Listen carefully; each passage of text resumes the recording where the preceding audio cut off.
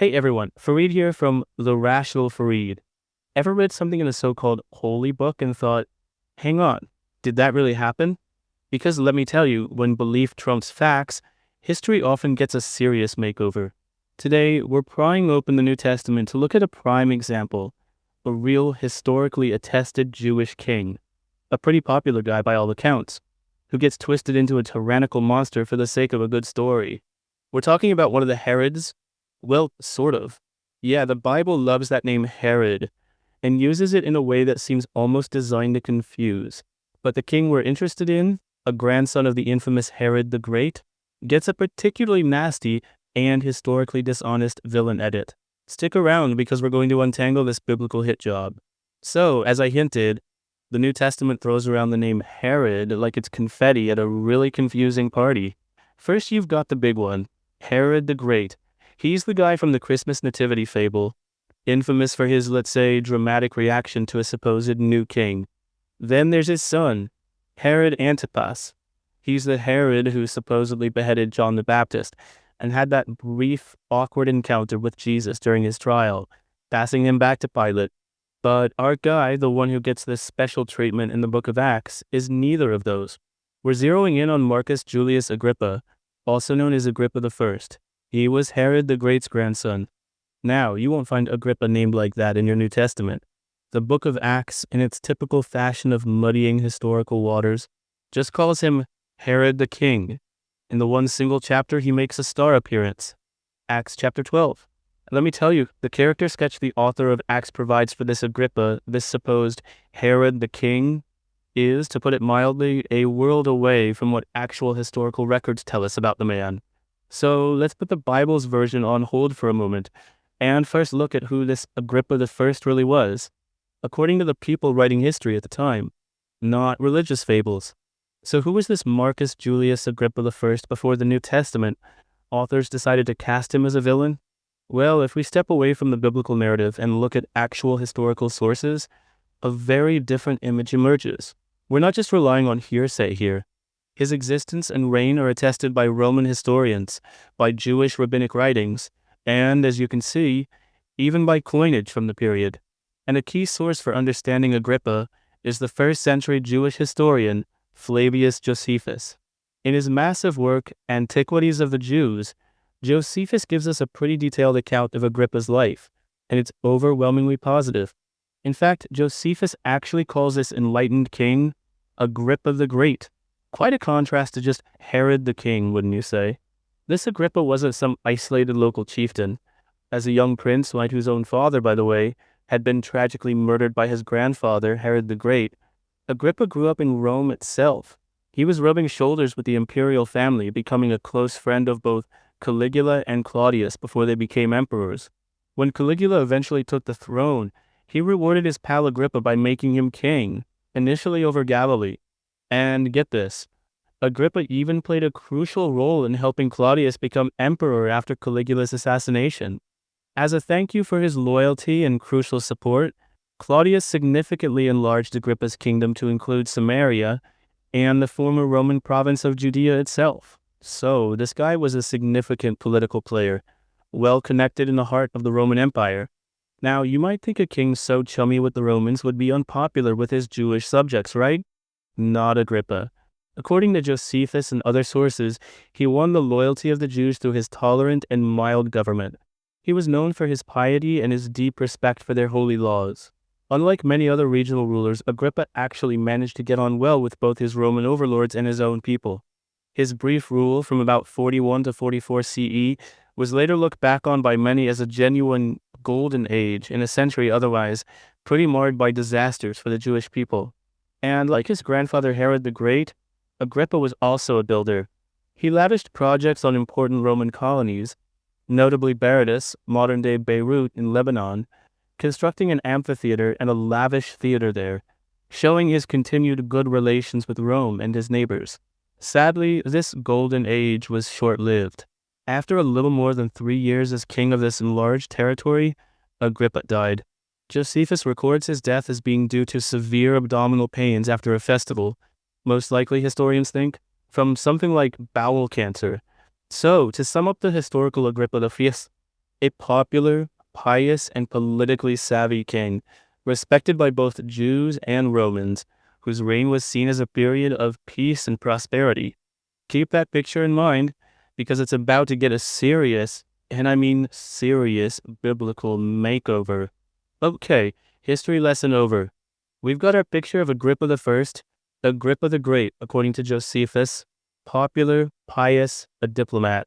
Now let's slam the history books shut and crack open the New Testament, specifically Acts chapter 12. And brace yourselves because the whiplash is real.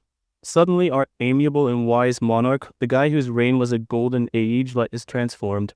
In Acts 12, this Herod the King, as they call him, is a cruel and heartless tyrant, specifically targeting the early Christian movement.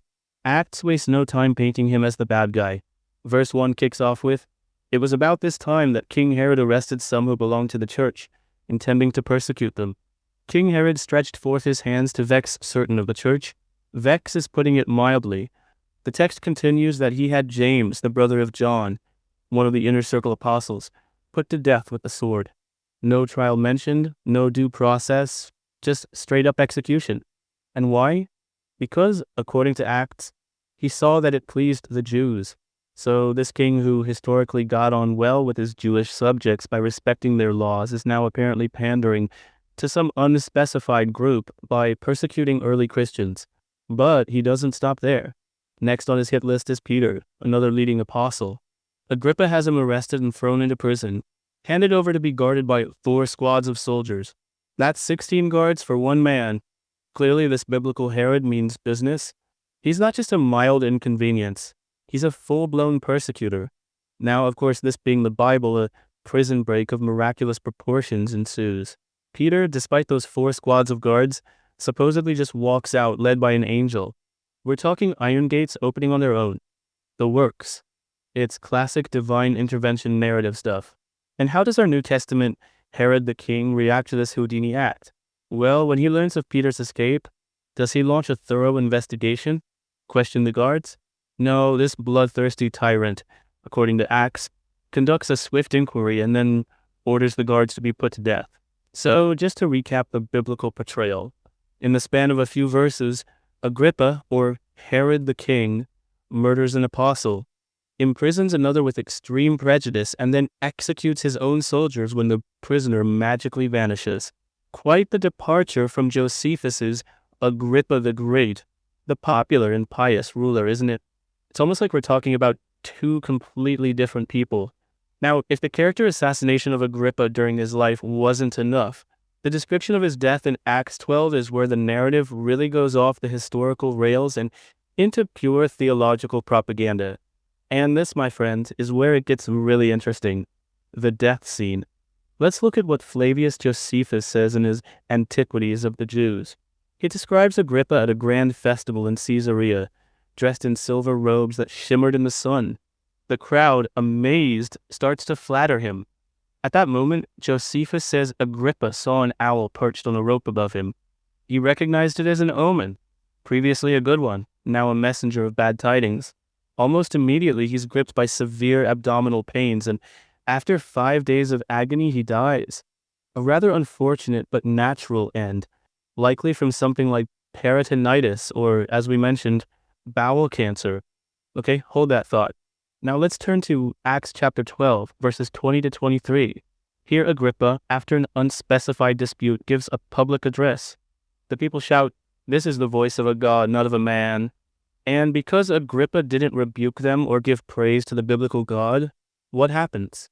Well, according to Acts, immediately because Herod did not give praise to God, an angel of the Lord struck him down, and he was eaten by worms and died. No owl, no gradual illness, just bam, divine retribution.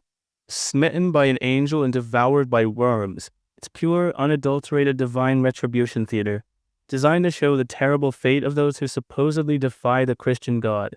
But wait, the plot thickens, and here's the real kicker. Our smoking gun, if you will.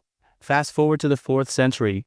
We have a very influential Christian historian named Eusebius of Caesarea. In his ecclesiastical history, Eusebius quotes Josephus when discussing Agrippa's death, clearly trying to use Josephus to add historical weight to the biblical story. But guess what Eusebius does? He alters Josephus's text. When Josephus mentions the owl as an omen, Eusebius, in his retelling, sneakily changes the word, or the interpretation of messenger, if you want to be generous with some translations of Josephus, to imply it was an angel. He literally tweaks Josephus to make it sound like the non-Christian historian is confirming the biblical miracle of an angel striking Agrippa down. This isn't an innocent mistake, folks. This is a deliberate alteration of a primary source to make it fit a theological narrative. And you can check this out yourself. Josephus's Antiquities, Book 19, Chapter 8. Compare it with Acts 12, verses 20 to 23. Then, if you really want to see the spin, look up Eusebius's Ecclesiastical History, Book 2, Chapter 10. The evidence of this textual manipulation is right there. So, what does this strongly suggest? It points to the author of Acts, traditionally known as Luke, likely having access to Josephus's Antiquities, which were published around 93 to 94 CE, with Acts likely written a bit after that. It seems Luke took the basic historical framework, Agrippa, a festival, public acclamation, a sudden death, and then completely reimagined it, injecting supernatural elements and a punitive divine moral to transform Agrippa the Great into Agrippa the God-smited example. The amiable Jewish king becomes a monster and oppressor of the church to fit the plot. So we've seen the historical Agrippa I, a respected popular king, and we've seen the Herod the king of Acts 12, a cruel persecuting tyrant who meets a gruesome, divinely ordained end. The difference is stark. The big question then is why? Why this deliberate character assassination? Why turn a historically decent ruler into a monster in your holy book? Well, to understand that, you have to understand the book of Acts itself. It's not a dispassionate, neutral historical record. Far from it. Let's be honest. The book of Acts is, at its core, a story about the perceived triumph of the early Christian movement against all odds. It's a narrative of divine favor, miraculous escapes, and the relentless spread of the good news despite opposition. And what does any good story of heroes overcoming adversity need? That's right, it needs villains. It needs clear antagonists to create drama, to highlight the suffering and righteousness of the protagonists, and to demonstrate the power of their God in overcoming these evil oppressors. The more formidable the villain, the greater the triumph. Now, think about the narrative arc of Acts. One of its early primary antagonists, Saul of Tarsus, the chief persecutor of Christians, has a dramatic conversion and becomes Paul the Apostle, one of the movement's biggest heroes. That's great for a redemption story, but it leaves a bit of a villain vacuum, doesn't it? If your former main bad guy is now on the good guys team, you need new antagonists to keep that us versus them, good versus evil dynamic going strong. And poor old King Agrippa I, a prominent and historically well-regarded Jewish king ruling Judea at a key time, fits the bill almost perfectly. He's a powerful figure, a king, which makes him a suitably high-status opponent for the apostles and their divine protector. His historical reputation for being generally tolerant and even pious towards Jewish law, well, that's inconvenient for the story Acts wants to tell, so it gets conveniently ignored or inverted. So his portrayal in Acts 12 isn't about meticulous historical accuracy. It's about theological storytelling. It's about crafting a narrative that reinforces a very specific message, that the early Christian church was divinely favored, that its leaders were supernaturally protected. Remember Peter's angelic jailbreak? And that those who stood against it, like this fabricated version of King Agrippa, would face terrible divine judgment. It's less history, more propaganda piece designed to bolster faith and demonize opposition. In short, the amiable Jewish king was sacrificed on the altar of a compelling, faith-affirming narrative. He became a necessary plot device, a stepping stone in the grand story of Christian triumph. But history, it isn't. So, there you have it. Marcus Julius Agrippa I. Agrippa the Great, as historian Flavius Josephus called him, a historically attested Jewish king known for his competent rule, his popularity with his people, and his good relations with Rome. A far cry from the Herod the king we meet in Acts chapter 12, isn't it? That character is a cruel, persecuting, God-smited tyrant, a figure seemingly crafted more for theological melodrama than historical accuracy. In this case, the transformation of a mild Jewish king into a villain is a stark reminder, and certainly not the only one, of how ancient texts, especially those driven by a clear theological agenda, can play fast and loose with historical facts to make their point. The Herod of Acts 12 serves a narrative purpose within the Jesus fable. He's a literary device, a convenient antagonist, not the Agrippa who actually walked the earth. What do you think? Are you convinced the historical Agrippa got a raw deal in the New Testament? And more broadly, what other historical figures or events do you think have been given a similar makeover in the religious scriptures? I'd genuinely love to hear your thoughts and examples in the comments section below. Let's get a rational discussion going. If you found this dive into history, scripture, and a bit of textual detective work enlightening or even just plain interesting, please do hit that thumbs up button. It really helps the channel.